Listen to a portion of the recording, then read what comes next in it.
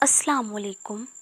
حضرت حسن بصری رحمۃ اللہ علیہ ایک غلام خرید کر لائے تو پوچھا، نام کیا ہے؟ کہنے لگا، غلام کو آقا جس نام سے بلا لے وہی اس کا نام ہوتا ہے۔ غلام کا کوئی نام نہیں ہوتا، ہر خریدنے والا اپنے ذوق کا نام رکھ لیتا ہے۔ کھانے میں کیا پسند ہے؟ غلام کی کوئی پسند نہیں ہوتی، جو آقا کھلا دے وہی اس کی پسند ہوتی ہے۔ کپڑے کس قسم کے پسند کرتے ہو؟ جو مالک پہنا دے وہی غلام کی پسند ہوتی ہے۔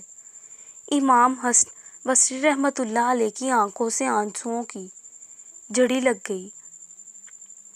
فرمایا، بخدا تو نے ہمیں رب کی بندگی سکھا دی، جا آج سے تو آزاد ہے۔